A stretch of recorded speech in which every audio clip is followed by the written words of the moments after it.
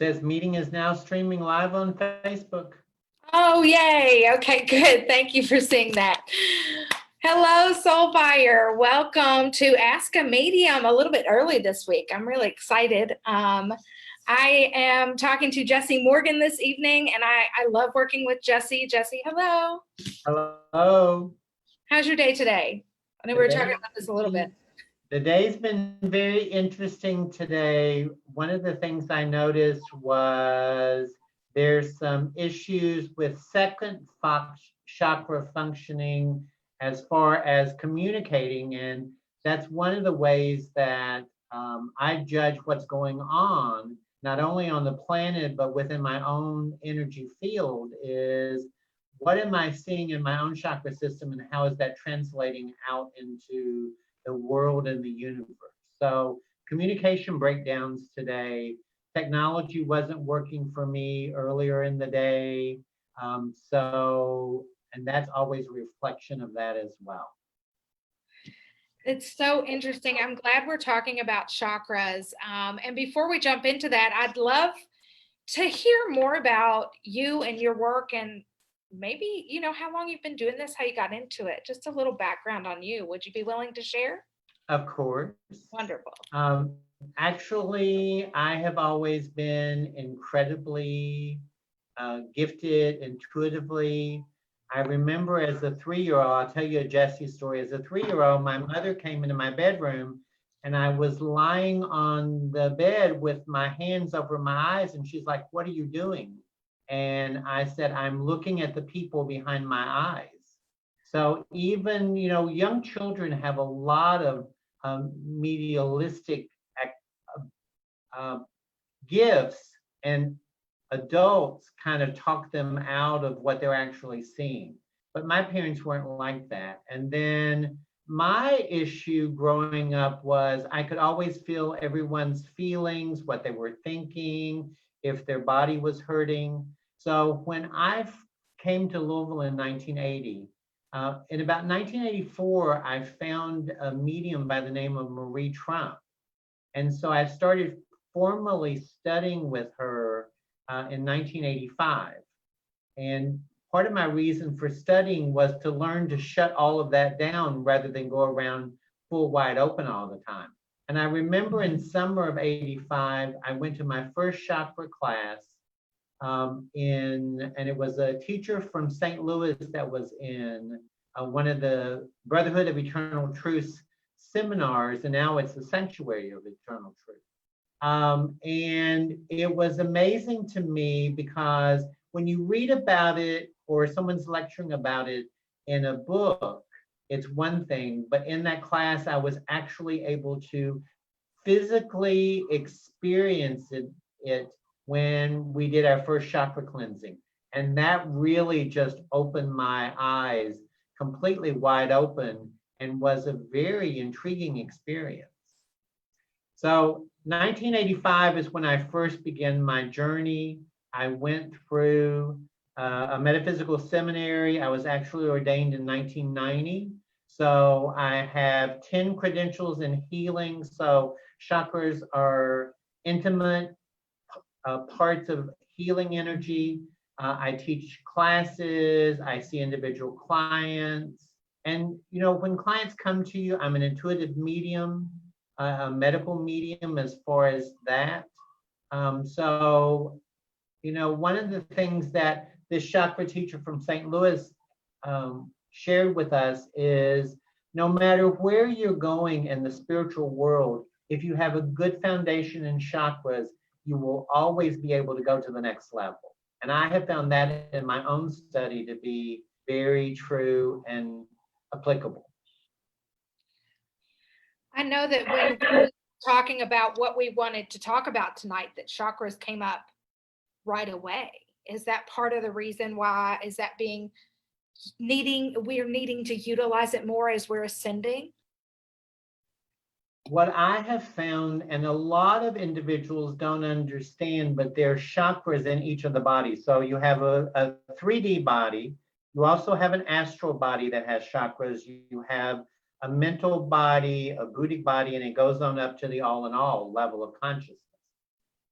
because chakras exist in all of those levels, they are interdimensional gateways because we're moving from 3D through 4D into 5D, and these are the interdimensional gateways that can allow us to ascend more easily. The other thing that is being revealed to me more and more is the fact that because we're moving, the Earth has already moved into the 5th dimensional. All of the living beings on her planet have to transform themselves in order to live in that electromagnetic field of the 5D. Understanding your chakras is one of the ways that you can help facilitate that transformation and make it easier. When you do healing work, that's taking it to balance point, but doing transformational work takes it beyond what the original balance was to what the balance is in this current electromagnetic energy field. Can you talk a little bit about, I might need to get my headphones if we echo a little bit, and I'll do that in a second, but can you talk a little bit about balancing and the transforming the energy? Because I feel like I do a little bit of both in my healing work. And chakras, I do, you can, any of my students, they're like, Jessica's going to walk us through the chakras every Monday in our class, right? So I feel like the chakras are so important, but I feel like the transforming and the balancing are very different. Can you touch on that? Absolutely. So one of the things I recommend that every individual soul do is a chakra cleansing once a week. And I want you to think, remember chakra is a Sanskrit word that means basically saucer. So they're little saucer-like depressions located in your etheric body, which is your energy body, and they're located from a metaphysical anatomy and physiology viewpoint. They're located near where there are large endocrine glands or large nerve plexus. So a group of nerve, when you look at the base chakra, when you look at the sacral, when you look at the solar plexus, the heart, all of those as you go up the system. So balancing them means that they are functioning at optimal levels. So when you encounter a negative situation, let's say you're asked to go and do a public speaking, then what you're going to get is the physical sensation of butterflies in your stomach. That is actually a physical sign that that chakra is being overloaded with the nervous energy that's coming into the solar plexus, and it's creating physical reality for you. So think about how you go through your day, all of the times that you encounter negative thought forms, negative emotions, physical trauma, emotional trauma, mental or spiritual trauma. Those energies are all lodged in your chakras somewhere, depending upon where they hit you in your physical body. So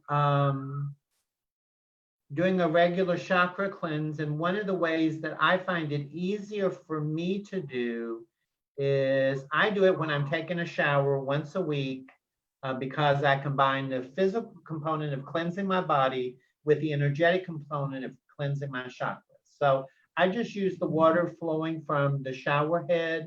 I visualize myself in a beautiful tropical setting and I'm standing underneath a waterfall. And then I just switch the colors. You know, all of us know the classic chakra colors, but one of the other things that a lot of learners, because if you're clairvoyant, you can see the chakras and you can tell when they're out of balance. If you have clairsentience, you can feel them and sense if they're out of balance. Now, when I say the colors, like the base chakra or the root chakra predominantly is red, but it also has all the other colors in it as well. The sacral chakra, of course, is orange. The solar plexus is yellow. The heart, I usually like to see as emerald green. Some people won't use that. They use pink, but for me, pink is more representational of universal love, and that's the high heart, not the heart that I normally am working with. Blue, of course, is the throat. The third eye is indigo, which is the color blue right before the dawn begins to break. And then of course the crown is violet. So I just imagine myself under that waterfall. The water changes to each of those colors. I direct it with my intention to that chakra until it's balanced. And then I stand back and look at that glowing rainbow in my energy field. And then you want to fluff them a little bit when you get out of the shower with your towel. Now, energizing the chakras is, how do you understand and energize them to an optimal level? Teaching, understanding, spending time with like-minded people can really make the difference, but also understand that the chakras are like a torus of energy. So it's almost like your body, your physical body is in the hole of the donut, and the energy runs all the way around you. The front of the chakras always deal with the emotion attached to that particular chakra. So the front of my heart is going to be attached to the emotion of love. Now, we all know that there are multiple kinds of love, so it's going to have all those chambers that's going to open to that. The back of the chakras from the dorsal side, or your back, deal with will. So what is the will attached to love?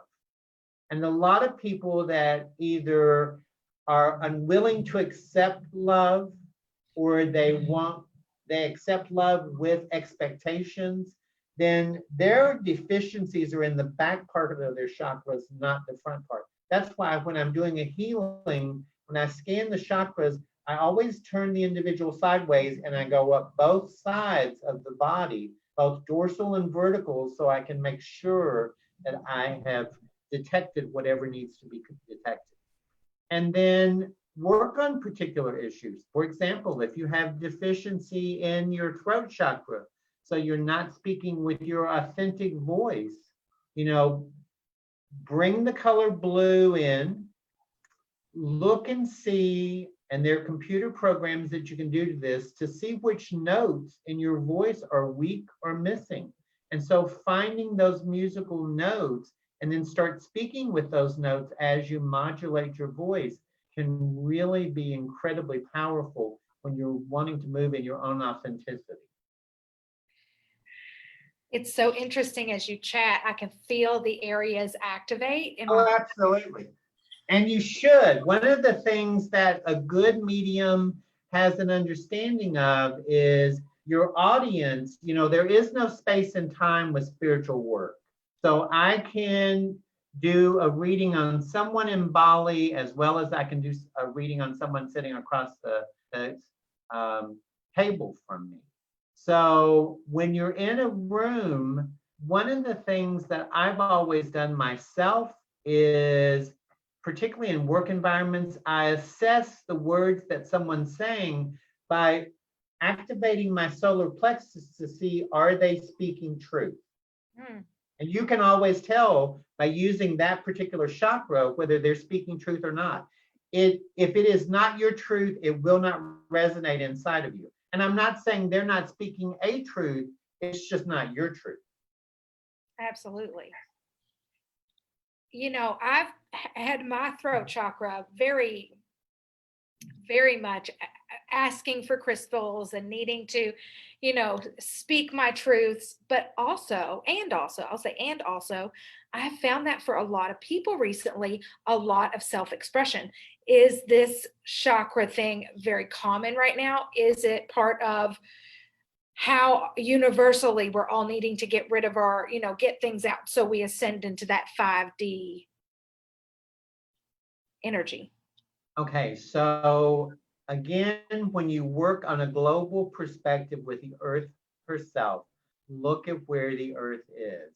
She has migrated from the third dimension into the fourth dimension, and then moving, or the third chakra, the solar plexus, into the heart, and also into the fifth, which is the throat energy. So you're absolutely correct. That's an incredibly astute observation, is people all over the globe are not speaking in their authentic voices and being their authentic self. So when you're your authentic self, that means, okay, I need to go to work today because I'm doing this energy exchange so I can feed my family. It's more powerful if I choose to go to work today to feed my family, but this is my authentic job where I get to express my creativity, I get to communicate, and I really enjoy it. And that's a very simplistic examination, but you're absolutely right. A lot of people do have throat chakra imbalances, they're blocking. That's where a lot of self-sabotage comes from. And you have to also connect that with second chakra, because second chakra in dealing with sensuality and sexuality, but it also deals with my worth and what do I bring to the world. And so many people feel devalued by the world. And I'm not talking about just this lifetime. It is a culmination of energy through multiple lifetimes that has allowed that to happen. So doing release in that particular chakra can really be incredibly profound. It can help with expressing your creativity, allowing yourself to, because as the electromagnetic energy changes, so many people will hold weight in their abdomen simply because they're trying to protect that chakra. When you no longer feel undervalued and you no longer feel like you need protection, and what will happen is all of those things just simply disappear. That makes perfect sense. You and I have discussed that before in the past for myself, which is something that at letting them know I've got it. I don't need the weight to protect me. And I was just asking, what to ask about next. And I was kind of guided into, I often hear people say, my chakra's blocked, I can't see anything. And I always tell people their intuition is different. It's different for everybody. Some people see more than they hear, more than they feel. But I hear people say often, my third eye's blocked, I can't see anything. What is your advice on blocked? Because I've heard different things, and maybe it's not blocked, just needing a little love. That's absolutely correct. Self-love is very important. And whenever you feel an energy block, one of the places I always go back to is the healing power of divine love. So one of the exercises that I do personally is I will get in front of a mirror, and I do this particularly when I'm shaving in the morning because I have to be in a mirror anyway. And I like to tie practical things so that it becomes more time efficient for me. And I look in my right eye, and I call forth the divine being that I am to remove all blockages around me. Another statement that I use is calling upon the divine that say, and I use this particular phraseology, I am that, which says you're calling upon the divine within, totally free to express my creative, spiritual, psychic energy. I am. But you always do it in triplets, because when you do it in triplets, that magnifies the energy. For those individuals who are pagan, they understand that it's threefold return, and everything in ritual work, chakras are foundational energies in ceremonial white magic.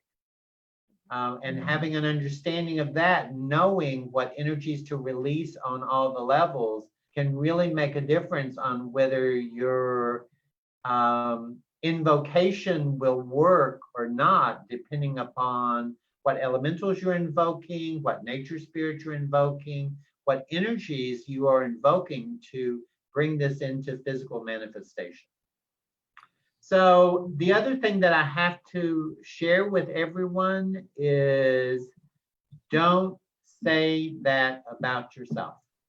If you say your energy is blocked, the universe is going to hear you say, I want to have my energy blocked, cancel, clear. And so say, thank you, universe, for allowing me to see fully and completely all situations. And there may be an emotional situation that is obscuring your ability to see that perhaps you may need to work on. Because the universe is very efficient. It always uses all of our experiences to create our reality. And you work a lot as well. I do also. And I love using specific terms and helping people move those terms around. And it can be hard for myself even, but I do love the phrase. I have it on my wall. I am that. I am. I have it on my wall because you've given me that before. I wanted to ask more on the health side of things with chakras. I know you said when you scan people, you're doing both sides of them, but do you notice that when you're reading for health, like as far as the medical medium side, that actually the actual illness, are you getting sensations? How does that work for you?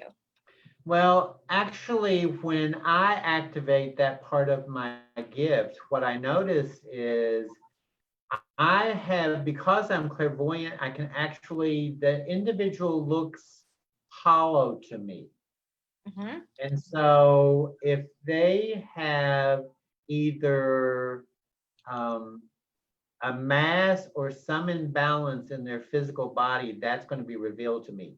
Now, using the chakras, what I will do when I'm scanning someone with my hands initially, I will find warm spots, I will find cold spots, I will also feel imbalances. So I would say, okay, let's say it's on their right side, their right shoulder, and what I tell them is, I'm sensing an energy on your right shoulder. There is a male that you're having issues with, that he's trying to strong arm you into doing something that you don't want to do.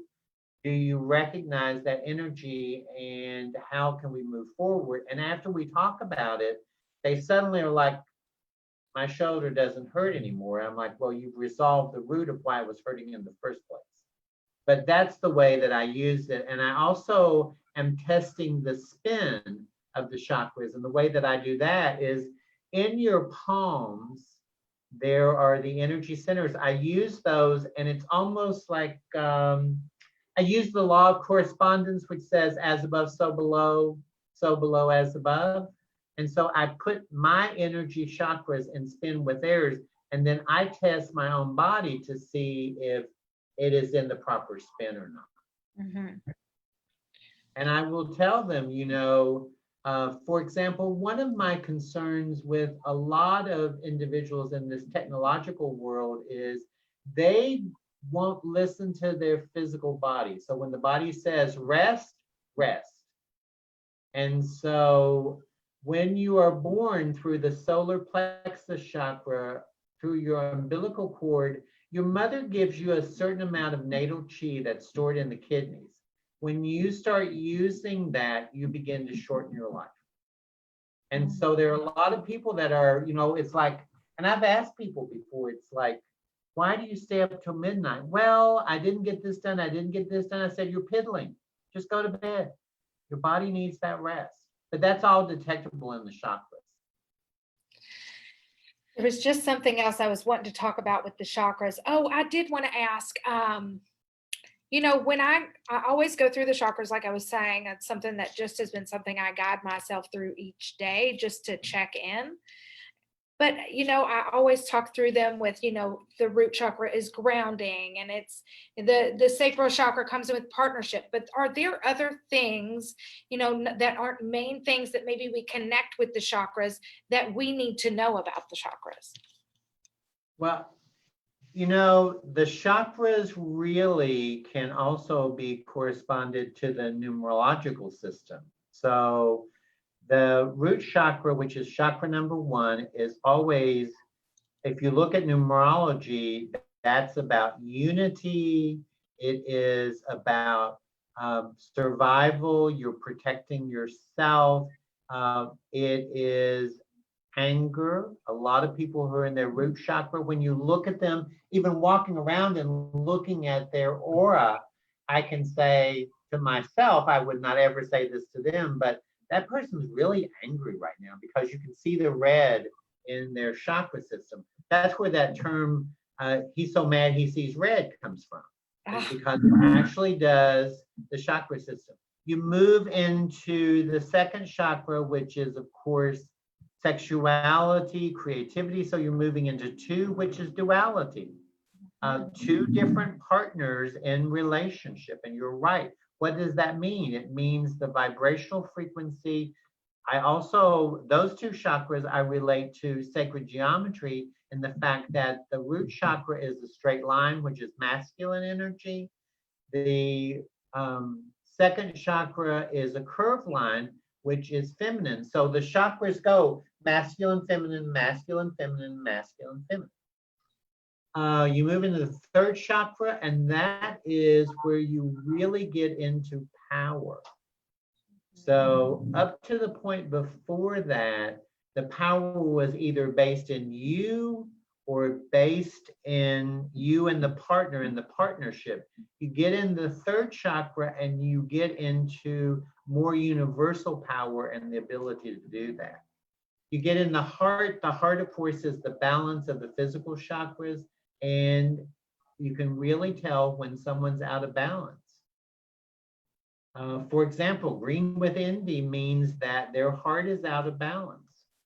The fifth chakra, not only does the throat chakra have to do with communication, with healing energy, but it also is how do you deal with change? When you're, because it's the fifth chakra, you can talk yourself through tremendous change, but it's also how you bring change to yourself. The sixth chakra is all about others as well as that intuitive. Most people don't understand. They say, well, my brow chakra is located between my eyebrows. And it's like, no, that is true, but it's not the full picture, because as you study more advanced chakra energy, when you raise Kundalini energy will activate all 52 portals or contact points in the third eye chakra. So you actually have a band of energy all the way around your head, and it feels like a vice on your head, and that activates the pituitary gland. And then the seventh chakra, of course, is the 1,000-petaled lotus. Actually, I think there are only like 960 of different concepts in the 1,000-petal.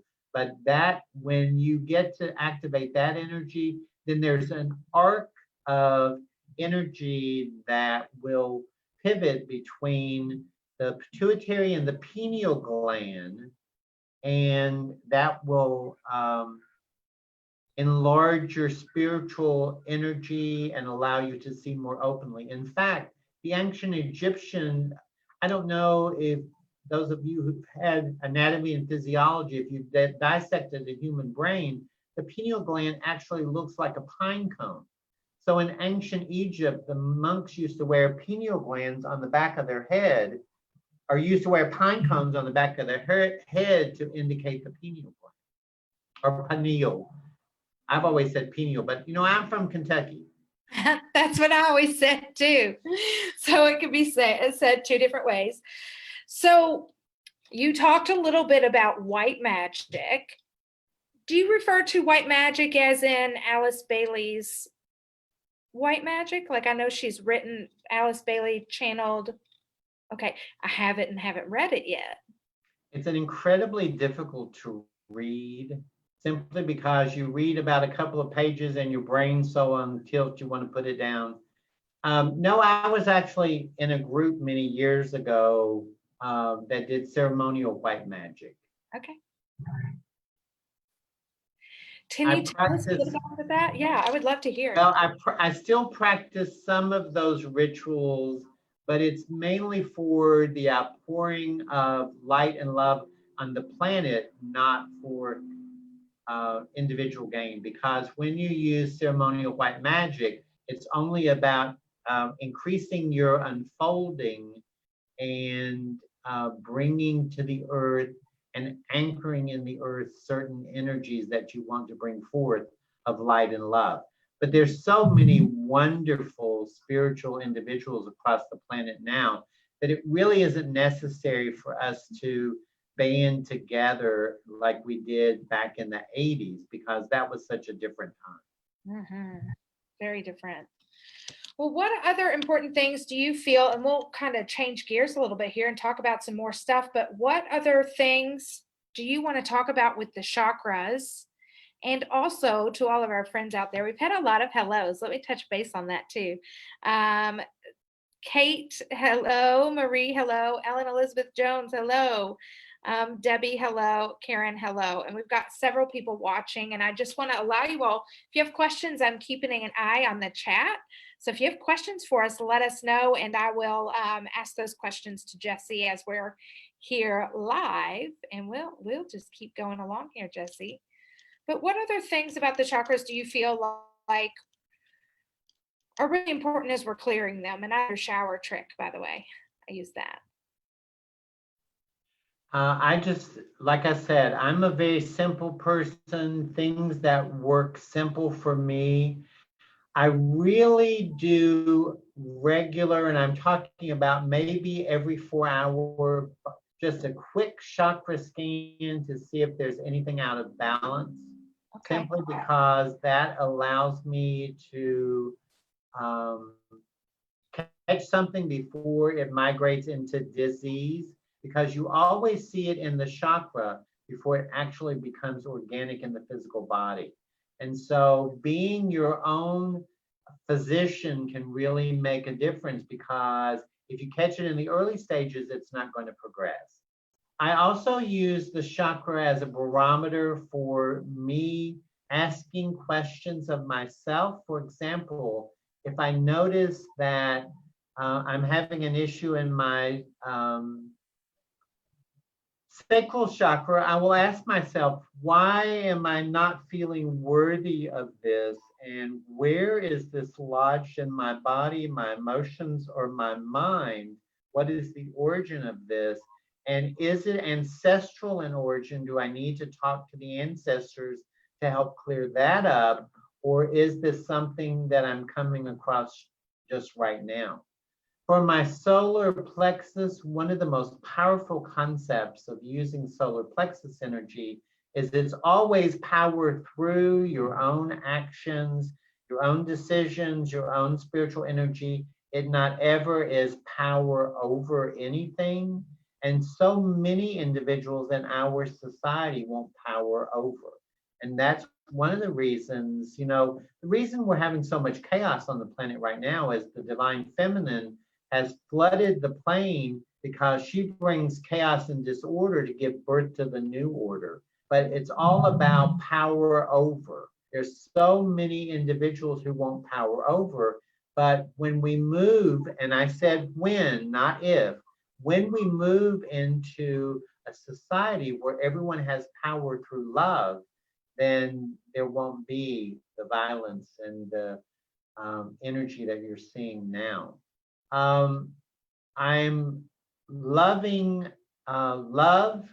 And so oftentimes during the day, I will feel my heart chakra become incredibly warm. I mean, it's almost like someone took a sun and put it in the middle of my chest. And so I touch back through the Aka cords, which connect me with all the people I'm in contact with, and whoever it is, I send them love back as well. And that is a barometer that helps me stay in contact. I don't have to stay in contact with someone through telephone, email, any of those. It's that energy that you feel. When I am creative, like I'm looking at the Akashic records, I'm researching, I'm also communicating with other cultures around the world, particularly if I'm looking in the Akashic records at Lemurian, Atlantean, Muin culture, the cultures in India, the temple or the caves in Tibet.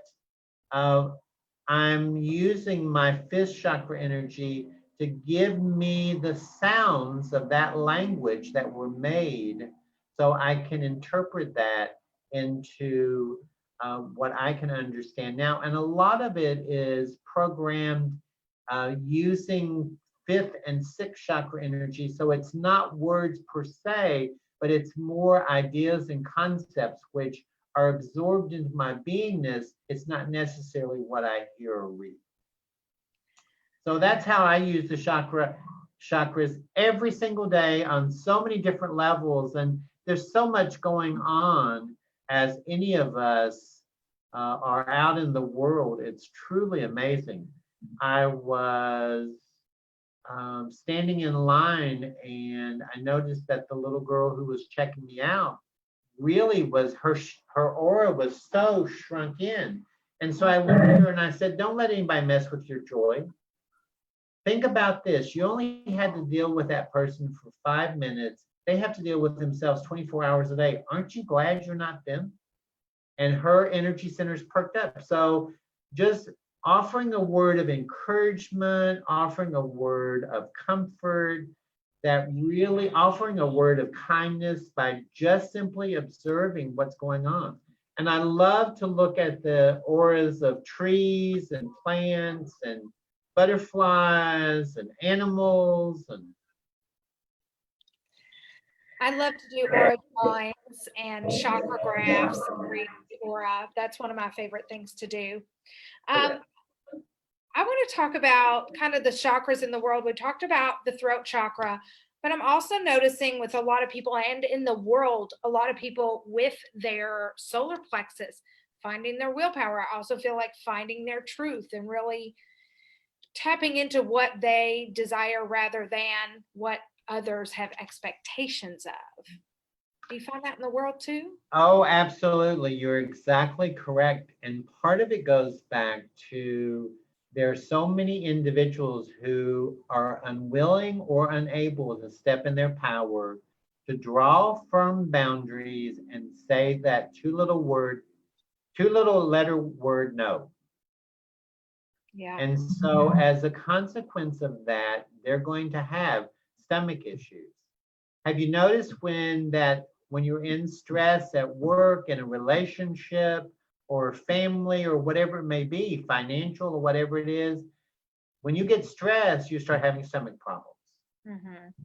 And so that very much is a solar plexus issue. So it's learning to draw a boundary by saying, I mean you no harm, but I need this for me.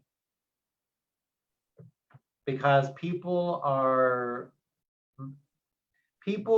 find it difficult.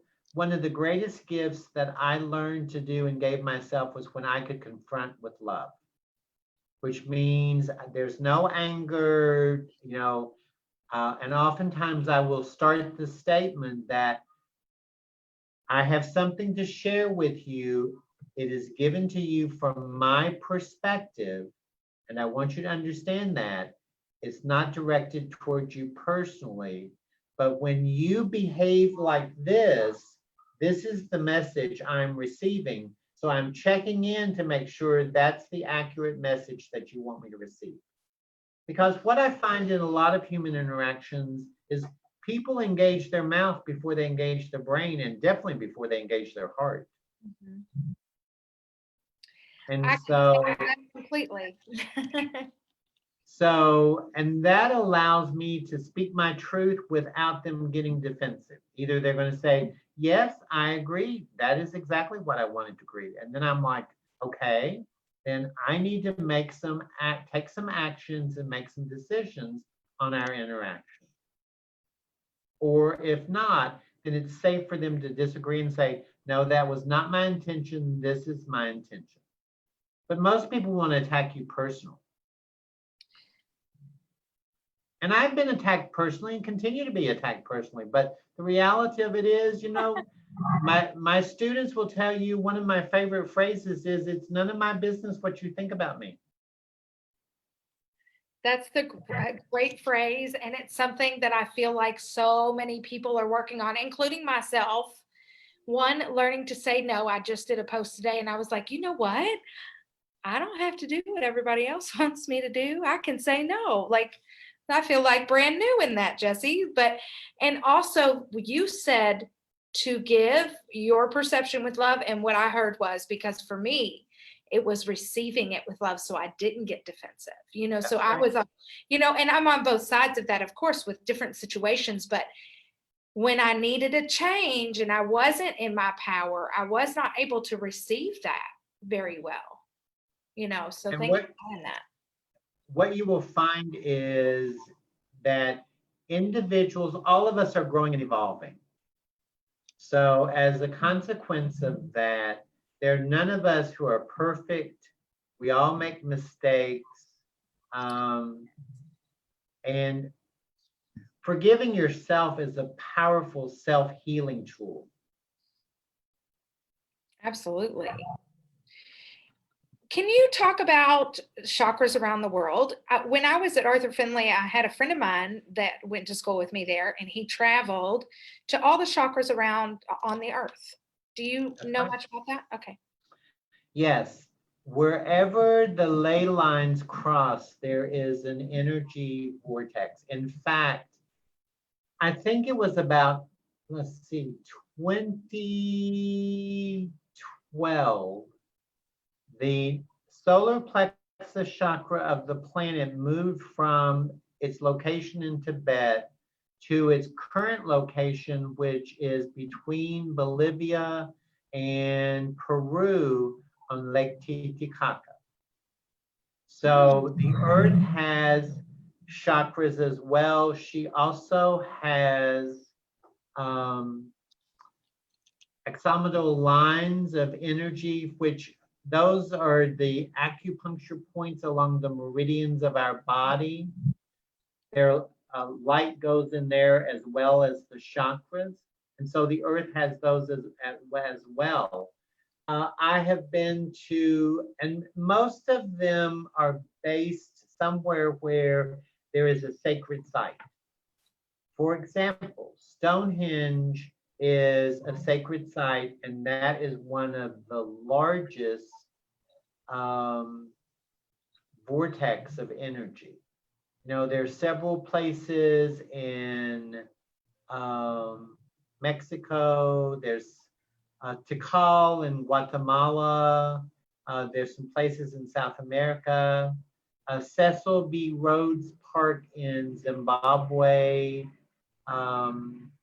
I've been in places in Italy as well. They're all over the planet. Now, the major ones I've not explored. I've explored some of but I haven't been to the one. Angkor Wat in Cambodia is one that I've not been to. I've not been to Asia yet. Ayers Rock in Australia is also one. Someone asked about Mound in Ohio. Serpent Mound in Ohio is an astrological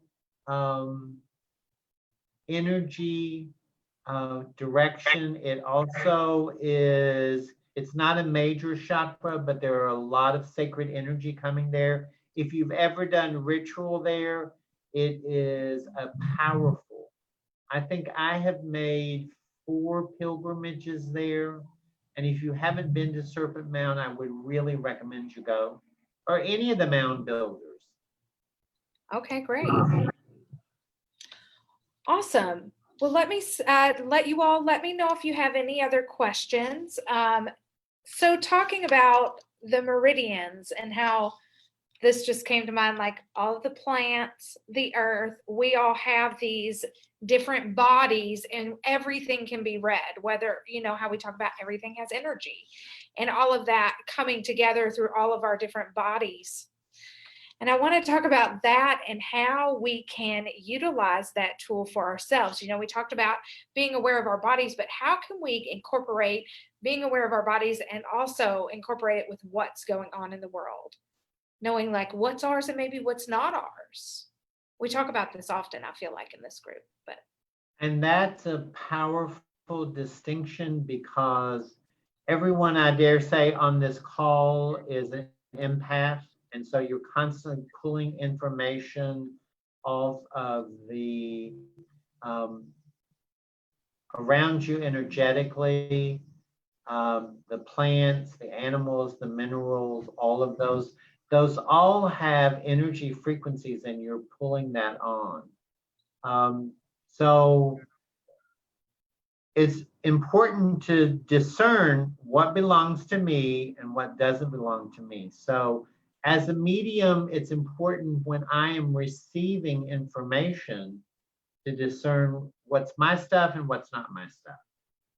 And so I examine the thinking process. So as a medium, it's important to look at your brain functioning 24/7, because you will reach a point in your evolution where you will have lucid dreaming and your brain doesn't ever shut down. It goes on and on and on. But you simply right now don't always have conscious awareness of this. The more you grow and expand and evolve your abilities, the more you can look at something and say, this is what this plant means. This is what this means. For example, in my own house, I have an affinity for grandmother spider in the Native American shamanic tradition. And so whenever there's a major event to occur in my life, I will always see a spider in my house. Now, usually I'll scoop them up with a piece of paper and invite them to live outside, not inside the house, but I won't kill them. So that's me in tune with the animal world. Also, the other thing I've noticed is when I'm with clients, when I'm talking to them, no matter where they may be, if they have an animal, the animal will come and sit on the owner's lap. Well, their human partner, actually, they're not owners, but or they start howling and they get real upset, and I'm like, it's okay. They're just feeling the energy. The energy is streaming to that client, and the animal's picking up on it. And I trust animals implicitly.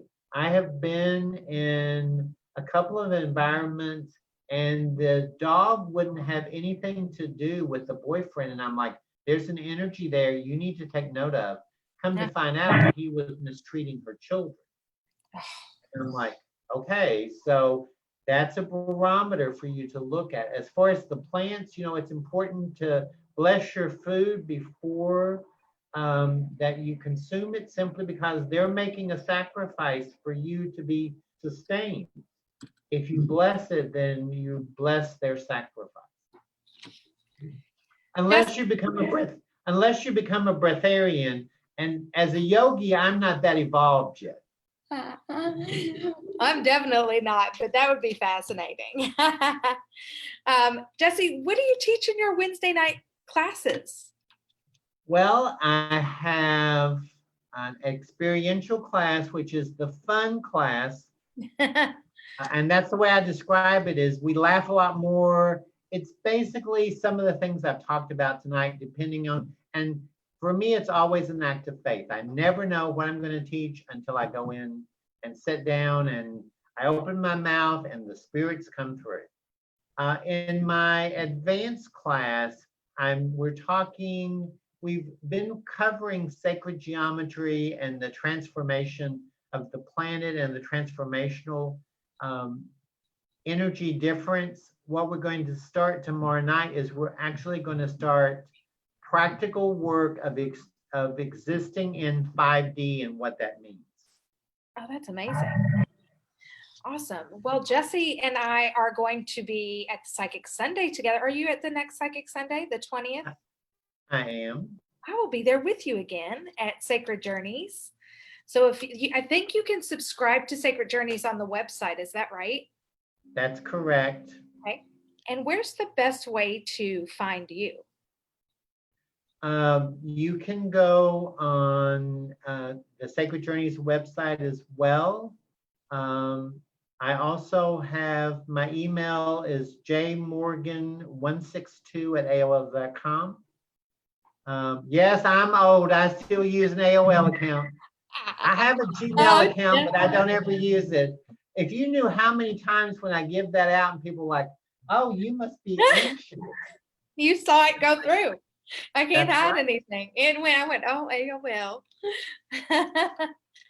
Well, that's great. And you guys, I always love sitting with Jessie, whether we're having a conversation or I'm also in crisis needing a reading. He's wonderful, and the knowledge you have. And you know, I've sat in some of your classes and Wednesday nights. I need to keep that in mind because sometimes I'm here on Wednesdays. That's right.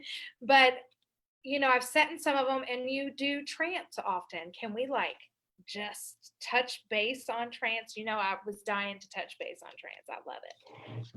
Well, when I started studying trance, we did it in the dark. So we started in dark room. We had moved out of the closet because a lot of people use a cabinet, and the cabinet is to contain the energy so the energies get high enough. Trance basically is an altered state of consciousness where you allow your physical body to be used. There's certain components that every trance medium will need in order for trance to work effectively. One is they have to be in a safe environment. I have sat in circles before, and I remember sitting in one where there were 15 setters in addition to the medium, and someone 3 seats from me had a negative thought, and that thought hit the medium and literally knocked her out of her chair physically.